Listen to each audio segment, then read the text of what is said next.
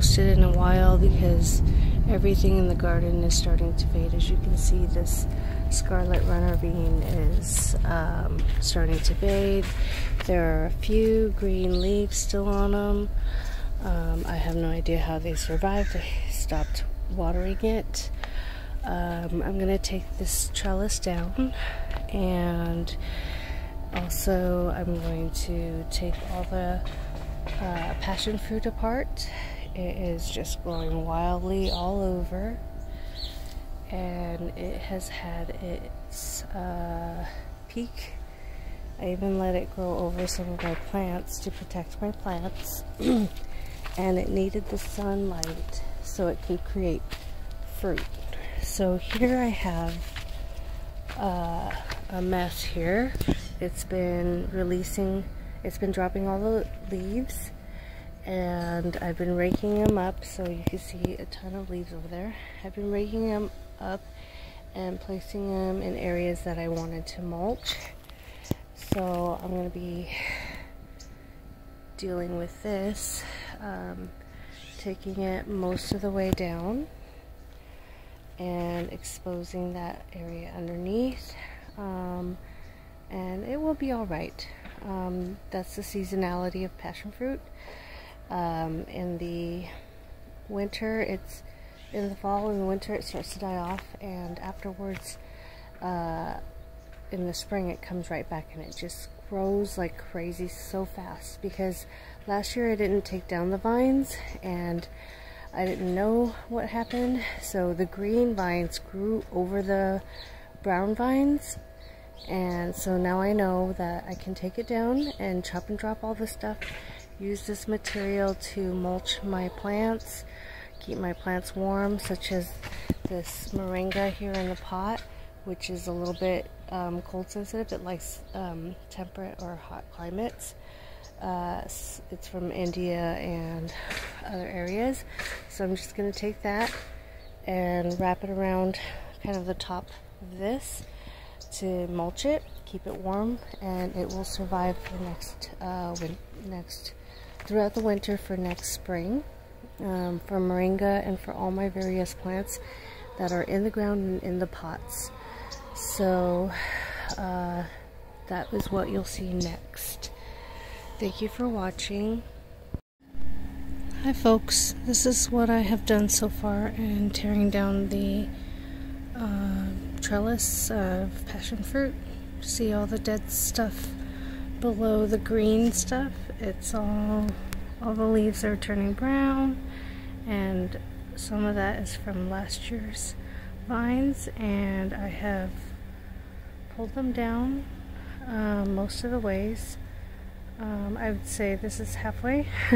I still have to go over the top and on the other side, and some of the leaves ended up there, and some of the branches ended up there, and I've just thrown them all about, and I'm organizing the yard. This is the annual cleanup, kind of moving things around and making it nice, seeing if any of these passion fruit vines will propagate. And I just propagated another canna. I just love the lush leaves. It is so tropical, decadent. I don't know. I just love the way it looks. It makes me feel like I'm in paradise. So this is the other view of the trellis, and let me show you the other view of it. So it looks like a war zone. I have to rake up some of these things. Amongst down here, some of my blackberries have propagated, so I'm going to have to dig them up and put them in pots and make them nice in this area here, and as well as take down the rest of this here. And next year it will grow just as crazy. The rootstock is just down here. It's amazing. Do you see how big it is? It's humongous. And it is probably double or triple the size that it was before the root stopped. So it's going to bear many more fruit next year. Especially since I've trimmed down the dead vines. It's going to make much more fruit and less vines.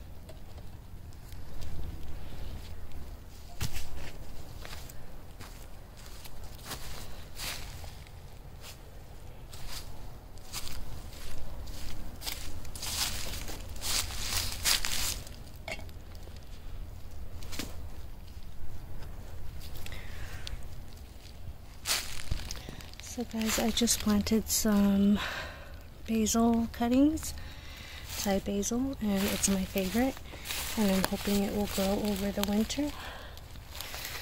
And I'm gonna make this a nice warm area for them, and hopefully they'll live over winter till next spring, and I will have plenty of them. And also it's a good idea to mix in herbs in your planter beds so that the scent will detract pests, insects that will eat your brassicas and other herbs. So that is kind of a nice trick to employ. And let me show you the passion fruit trellis. So here is the passion fruit trellis, and I have pulled off most of the passion fruit except for this here, which is close to the base. Do you see how large that base is? That is the root base, and I've just covered it with a bunch of leaves to warm it and overwinter it, because it does die off in the winter, and I do want it to have lots of fruit and vines next year, and it needs to survive the winter. And let me show you the other view of this trellis. So here's the other view of the trellis, and I just kept that area which is right over the root ball. I left it alone. I might pull a little bit more off, I'm not sure yet. And here are some of the chop and drop, and I have several areas where it was. It took me quite a while, more than I expected, and I pulled off all the seems like a lot of work, but it wouldn't have been if I had pulled off the vines the first year, but I didn't know that it would die off, and that I can pull off the vines and place them back on. I mean, pull down the vines every fall, and it will die off anyway in the winter, and then it will regrow all of it by spring and then into the summer.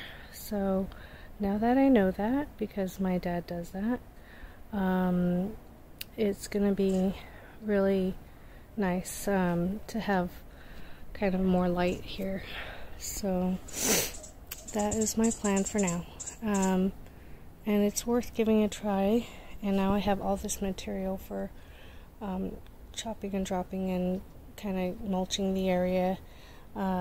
It's been growing that Bermuda grass or crabgrass, so I'm gonna have to pull that up and then kind of cover it up with all this chop and drop, and it's good weed suppression. So have a great day. Hi guys, so this is what I have done. I have purchased some electrical conduit here, and we bent it over the garden bed where the rebar had been that were covered with the cans. So now I have kind of a structure here, which is going to be used for kind of a greenhouse, because basil doesn't survive well in the cold. So I'm going to cover this garden bed, and it's going to have it's going to be a little mini house with clear plastic bags. So I have a clear plastic bag here that I'm going to cut open, and I'm going to use it, put it over top of my garden bed. So let me show you that. Here it is, folks. It is all covered up. I had to tape 2 plastic bags together, possibly a third, and I have started to do that for this other garden bed here.